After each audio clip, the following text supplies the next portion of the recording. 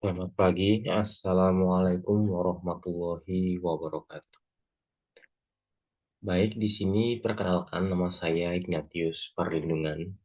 Di sini saya akan sedikit menjelaskan materi pendidikan Pancasila, elemen Undang-Undang Dasar, fase F untuk kelas 11. Di sini saya akan fokus pada subbab mengenai dasar dan prosedur amandemen.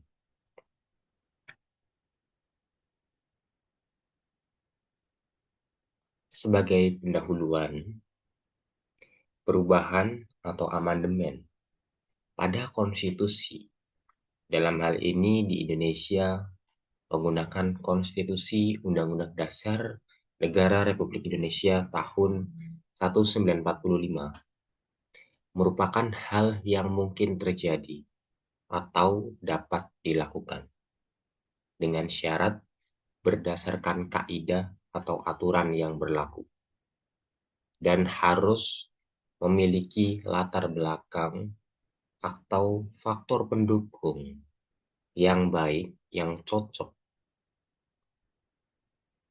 yang dapat mendorong terjadinya perubahan atau amandemen ini. Adapun faktor-faktor yang dapat menjadi pendukung terjadinya amandemen, yaitu ada 3. Yang pertama terkait kondisi sosial. Kondisi sosial ini sendiri merupakan keadaan kehidupan masyarakat atau kehidupan masyarakat Indonesia, di mana kita tentunya tahu bahwasanya kehidupan masyarakat itu terus berkembang. Dengan seiring perkembangan kehidupan masyarakat, pastinya terdapat kebutuhan ataupun masalah baru di dalam masyarakat itu. Sehingga apabila masyarakat merasa bahwa konstitusi yang sekarang berlaku ini sudah tidak bisa lagi untuk memenuhi kebutuhan ataupun kesejahteraan mereka, serta tidak bisa mengatasi masalah yang ada di masyarakat, maka masyarakat bisa berinisiatif untuk mengaspirasikan pendapatnya untuk mengamandemen atau merubah Undang-Undang Dasar NRI 1945. Faktor yang kedua yaitu tuntutan masyarakat. Tuntutan masyarakat sendiri sedikit berbeda ya dengan kondisi sosial, di mana di dalam tuntutan masyarakat ini, masyarakat sudah merasa bahwasanya undang-undang atau konstitusi yang berlaku sudah tidak bisa untuk mengayomi, untuk memayungi kebutuhan maupun masalah mereka. Namun, negara atau pemerintah sebagai pihak yang berwenang tidak memiliki inisiatif untuk mengamandemen atau merubah undang-undang tersebut. Maka masyarakat bisa melakukan tuntutan kepada negara sebagai pihak yang berwenang untuk mengubah undang-undang dasar. Ini bisa dicontohkan pada saat tahun 1998 atau pada saat terjadinya reformasi, di mana masyarakat menuntut perubahan pada undang-undang dasar. Faktor yang ketiga yaitu jaminan dari undang-undang itu sendiri, di mana di dalam undang-undang dasar sebagai konstitusi negara Republik Indonesia juga menjamin atau mengatur mengenai perubahan ini.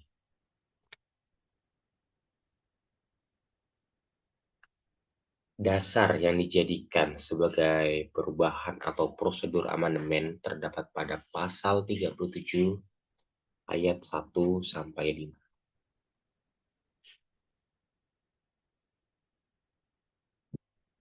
Di mana secara simpel pada pasal ini menerangkan untuk mengamandemen suatu undang-undang, itu harus seminimalnya terdapat 1/3 dari anggota MPR yang mengajukan perubahan tersebut.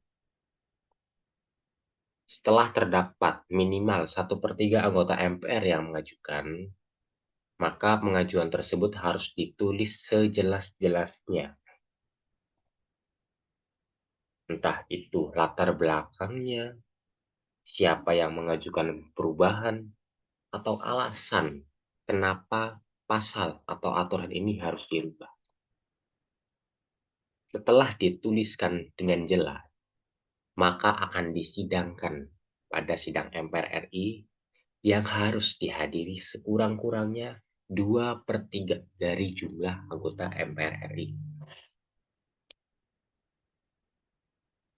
Nah, untuk mendapatkan keputusan final, maka pengajuan perubahan tersebut harus disetujui oleh 50% atau setengah anggota MPR RI ditambah 1 orang.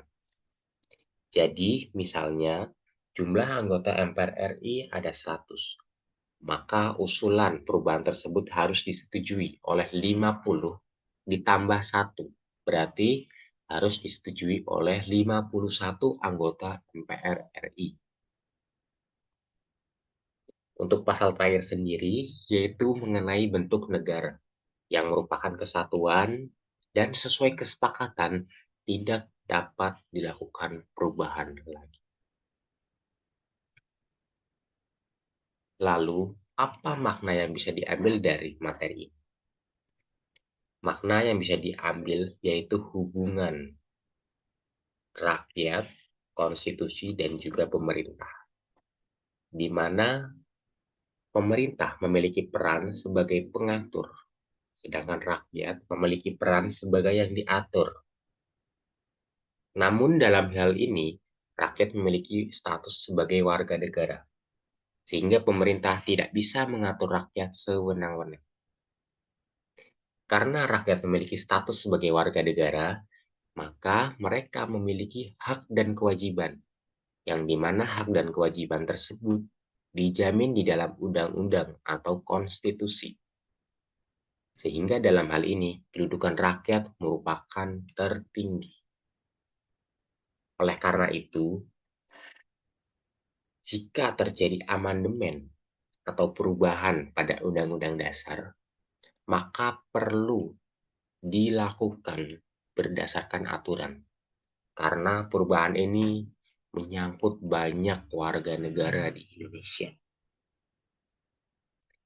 Lalu poin terakhir, MPR RI sebagai lembaga yang berwenang untuk melakukan perubahan juga harus bersikap netral, sesuai kewajiban dan sesuai wewenangnya dalam melakukan perubahan jika terjadi suatu perubahan atau amandemen pada Undang-Undang Dasar. Sekian materi mengenai prosedur amandemen Undang-Undang Dasar Negara Republik Indonesia 1945. Terima kasih. Assalamualaikum warahmatullahi wabarakatuh.